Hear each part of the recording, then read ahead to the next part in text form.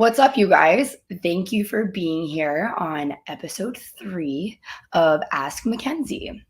How are all of you guys today? It's super good to be here. How about the games from this past weekend? I've been super,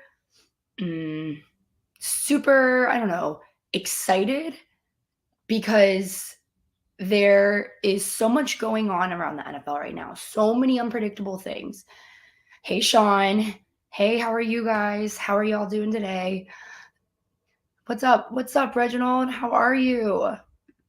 We got a Steeler Nation from Bartlett, Tennessee. Wow. Sean, where are you from again? Where are you coming in from? I am in Los Angeles, California. And I have the Eagles winning the Super Bowl. I don't know about you guys, but I was going over the scenarios on what would be good for the Steelers. What would be the best scenario for the Steelers for who wins the Super Bowl? Now, after deductive reasoning, after eliminating the 49ers because of their potential sixth ring, I think I might be wrong on that. I think we talked about it. They could be getting a potential sixth ring. We don't need the Bengals getting one because we just don't need the Bengals getting one. It'd be nice to see them go to the Super Bowl again and then lose and then have the Eagles win. That's personally what I'm thinking is going to happen. What are you guys thinking? What's up, Todd? How are you today? Thank you for joining us. He is greeting us from Tucson, Arizona. Jared Devil agrees with me. He says, I hope the Eagles take it this year. Well, I can tell you that I think that the Eagles are going to give the 49ers some pretty good competition for the first time in a while. I think that the 49ers have gotten a little comfortable in their position with Brock Purdy. It's crazy. It's crazy how successful he's doing. But that team's pretty put together, but I think the Eagles will be able to take them down, and we'll see what happens next weekend, but I really believe that the Eagles are going to be coming out on top on that one, and we'll see them in the Super Bowl again because they're not that much of a threat to us. Like, I love how the Eagles fans get so threatened by us sometimes. Do you guys experience that with your Eagles fans friends? And they're all like, you Steelers fans. Anybody get that? Tell all your Philly fans not to burn down the city. Yeah, exactly. This is what we're talking about. I love that. No, it's funny because you would think that burning down a city would correlate to something negative happening. This city's so passionate, I guess, about their sports that they express themselves with fire because they're so lit, I guess. What's up? What's up? What's up, Brian? How are you? You guys, I want to touch on something. I've read things. I've been reading things on the internet that I don't like. And when I think about why these people I see, these people saying things that I don't like, I realize why. So we've seen in the news Sean Mendenhall coming after Big Ben. Are we surprised? Because this isn't the first time that we've seen Mendenhall come after Ben.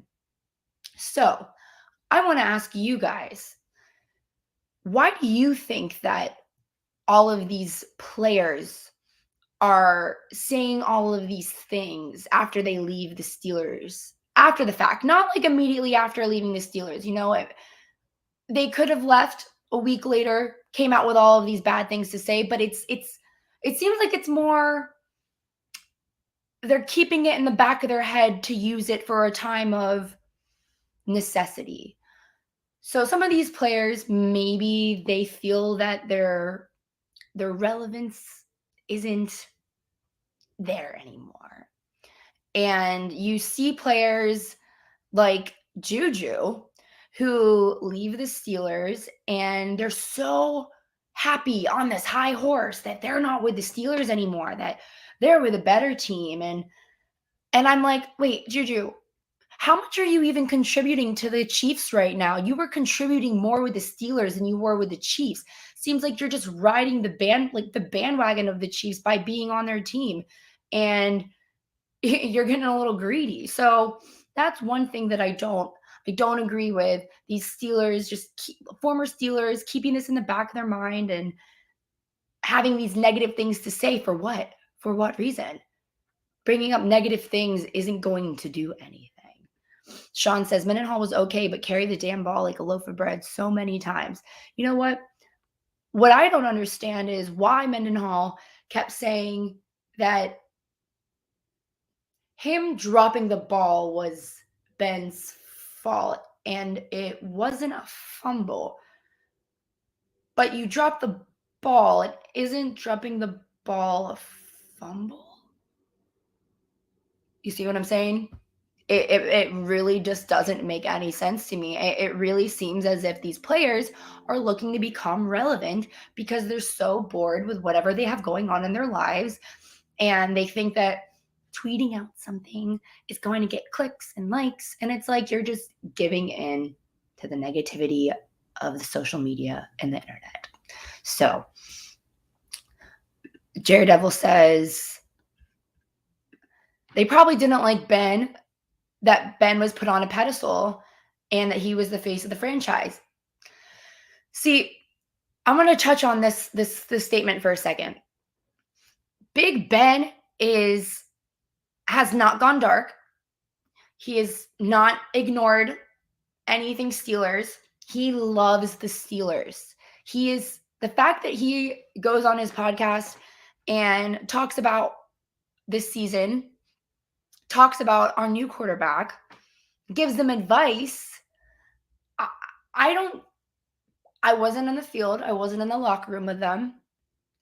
All I'm saying is that if these players really think Ben was that bad, why is he showing his leadership still while he's not even on this team as a Steel? Like he's not on the team right now. And he is still showing some sort of leadership because he's talking to these new guys. He's helping these new guys. He's helping them immerse them into the Steeler Nation. And I mean, I don't know what else to say other than the fact that these players are just looking for ways and things to because they're not happy maybe with their personal relationship with Ben, like Jared Devil said. Maybe their personal relationship wasn't good with Ben. Maybe there was some jealousy. Maybe we saw some jealousy, because quarterback gets all the attention. And if someone is not getting attention, what are they going to do? They're going to try and bring someone down so they can look good. And that's exactly what we're seeing here. Sean says he fumbled. It's as simple as that. A fumble. Todd says, I grew up in Pittsburgh and didn't like anything about Philly except the 76ers. Sean says he fumbled. He fumbled. And you went to high school with the guy who forced the fumble by Mendenhall, Ryan Pickett from Florida. Wow. What a small world. That's a good fact. That's a little fun fact. Brian Brown says Rashard Mendenhall wasn't too far from a bust. It's not like it's Bettis or somebody who actually balled out for the Steelers. And this is my point that I'm trying to make. I feel like in this world in general, sports alone, if you see somebody doing something better than you can either take it as, hey, I'm going to try and work my butt off to become just as good as them, or I'm just going to make excuses for why I'm not doing good. But what good does that even do for yourself? The mentality that some of these guys have, it seems as if they're not really team players. I mean, obviously, everybody knows that AB will leave a team and trash talk them immediately. We don't even have to touch on that. It's just really funny to see. What do you guys think? Do you think that all these players are right for trying to speak out? I mean, everybody has a right to speak out, right? But I don't think it's fair. I don't think we can say that it's fair to be coming after Ben when it's like half the country that sees this is going to think one way or another. But it's like, It's only your word against his at this point. It's bad when AB leaves it's bad when AB leaves a team and then bashes the GOAT. Exactly. So we've seen AB leave and bash Ben, right? But we've also seen him leave and bash Tom Brady. So I again, AB gone, trying to stay relevant somehow, coming after former players to keep the relevance, to keep the chat going. I just, it doesn't make sense to me. But yeah, exactly. Rashad fumbled, period. It's just what I was saying earlier. You get a little you think about what you've done, and you can either take it one of two ways. You can accept it and move on, or you can blame and make excuses. And he's just making excuses at this point. He says, I blame Perfect. Why do you blame Perfect? So I want to kind of pivot on to my next point. I want to ask you guys. You said CTE. Okay, well, that would make sense. I think that they all are struggling with some sort of battle up there. And Juju is right. When leaving Fitchner in Canada and then having the Chiefs, I bet has gone far better. I bet he has gotten far better coaching. I'm sure he's gotten far better coaching, but he still isn't doing much with them. So yes, so the next point I'm trying to make, after seeing all of the games from this past weekend, seeing the Giants get stomped, seeing what happened to the Bills was just incredibly shocking.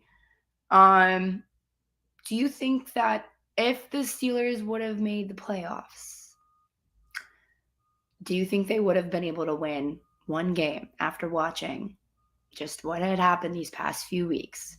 The Jags keeping it pretty tight with the Chiefs. The Cowboys and it's really funny because when you think about the Cowboys and 49ers, a lot of people had the Cowboys going all the way. So that just boggled my mind. But back up to the AFC. What do you guys think? Steelers could have made a game with the Bills. I agree. So when we played the Bills, we didn't have TJ Watt, right? We didn't have TJ Watt. I'm pretty sure that game was just setting us up for a complete failure. Now, if we were to play the Bills again with all of the guys that we have, I think that we could have really given the Bills a run for their money. I really do. What do you guys think? Do you think that if we were to battle the Bills in the playoffs, what do you guys think? Michael says NFC is a crappy version of the AFC. The sad thing is the NFC might even win the Super Bowl this year again. So the AFC is such a powerhouse, you think, but then you think about, well, what's with the NFC trying to take over? The 49ers are a powerhouse, the Eagles are a powerhouse. Not saying that the Cowboys are a big powerhouse, but they're getting there. The Chiefs have already been the Chiefs. The Bills suffered a few injuries and losses towards the end of the season, but the Bengals are what surprised me to be the strongest in the AFC. I think that the Bengals and Eagles would be a pretty equal matchup, in my opinion. What do you guys think? Brian Brown says the Steelers would have beat Buffalo too. Steelers play the gauntlet of the AFC North. They could have made some noise. I agree. And since, we barely had everybody healthy for like one game throughout the whole season. It was either one guy out here, one guy out here. It seemed as if that, everything happens for a reason, right? I think it might have also still been a blessing in disguise that we didn't get in there.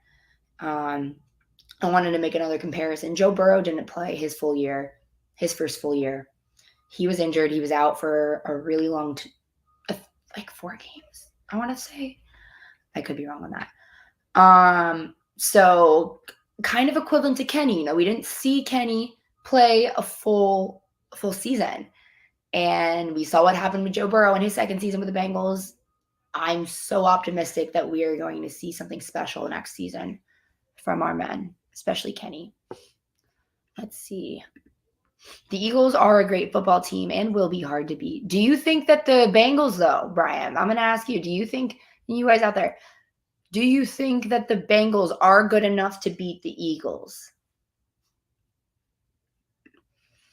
Michael also says, I think if the Steelers didn't start 2-6, we are having a different conversation. Yeah, we would have had a different conversation if TJ Watt didn't get injured during that first game of the season. There's so many little things, so many factors that went into this season. It's like no one expected any of this to happen. The AFC East games cost the Steelers this year. Oh, 100%. The Dolphins lost. We lost to the Patriots, you guys. We ended up beating Tom, but we still lost to the Patriots. Go figure. If Gunnar didn't muff that punt, the Steelers would have been in the playoffs. Okay, elaborate.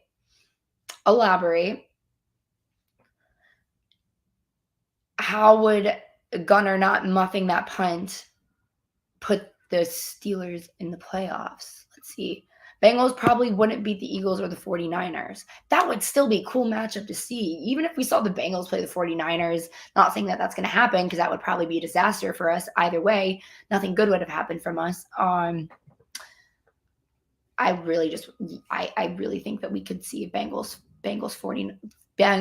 Eagles. But what if the 49ers surprise us, you guys? What if the 49ers are like Kyle Shanahan and that team are very, very good and very, very, very creative, I will say. Let's see. Odds are against us having all 17 games with starting 5 offensive line next year. Oh, yeah, that's not happening. When does that ever happen? Come on, y'all. Come on. Brian says, I hate the Bengals so bad I can't give an objective answer. I hope not. Yeah, I understand. Part of me, just as a football fan, and it pains me to say this because I know how much the Bengals and the Steelers have animosity with each other, but I love Joe Burrow. I think he is so talented. I think the ability, what he was able to do from going to win a national championship to going to a Super Bowl in your second year, I think he's setting the standard and setting the bar for the future of quarterbacks in the league. So Kenny, you didn't win a national championship, but hey, dude, can take us to the Super Bowl next year, please? Please. Pretty please. They would have won the Jets game. Oh, when we played the Jets earlier. Okay, so that makes sense. And when we played the Jets earlier in the year, that was, should have won that one, yo. We lost by 3 against the Patriots. The difference in momentum was the muffed punt. Yeah, I guess that's true. Then again, the Steelers only beat 2 teams with a winning record. The Bengals and Ravens? Is that it, Michael? Brian says Joe Burrow can kiss it. Yeah. Yeah, he's talented. He's talented. Guys ever had Ghost energy drink? Tastes like Sour Patch Kids.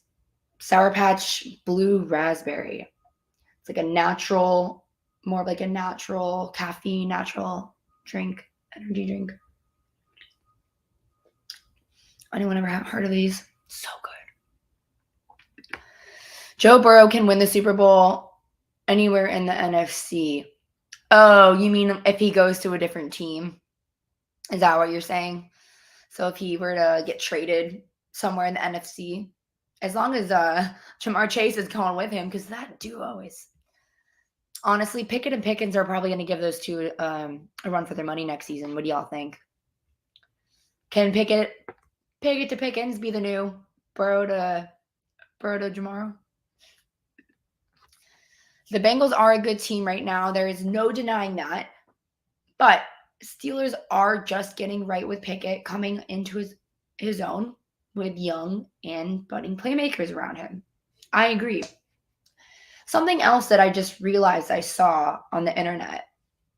I'm pretty sure I saw Ben Roethlisberger supporting the decision to keep Matt Canada around. And I know a lot of you guys, I know we'll only talk about this for a little bit, but I think that some players are starting to see the light in regards to play calling, because it doesn't happen overnight when you have a team struggling so much like the Steelers get it together immediately in just a few games. I really believe I'm going to give Canada another chance to prove us wrong, but watch us come sit here right again in September and shake our heads and say, oh my God, what were we thinking? What were we thinking giving this guy another shot? That could happen. However, I'm going to be optimistic, and I'm going to say that Canada helps the team more than he helped last season as a whole.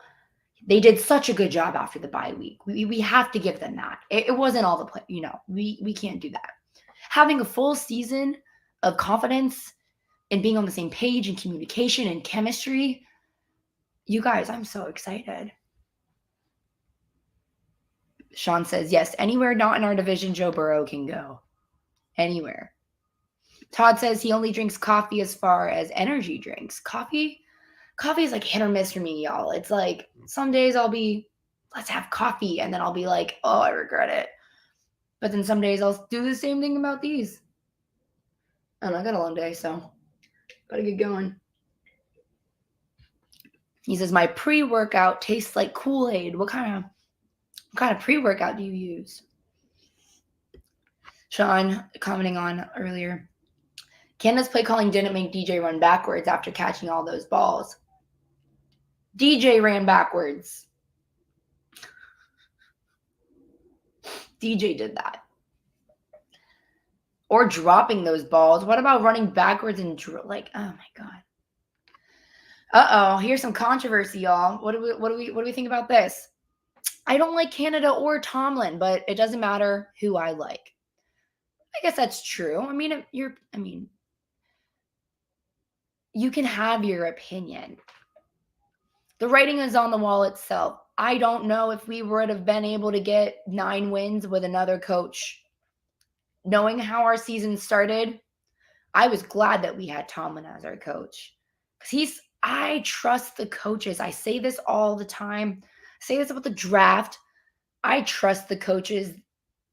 I trust them that they're going to make the right decision, the best decision for the team. Now, maybe sometimes y'all might not like it. Maybe sometimes players might not like it. But I know that Tomlin is who he is, has his resume as is for a reason.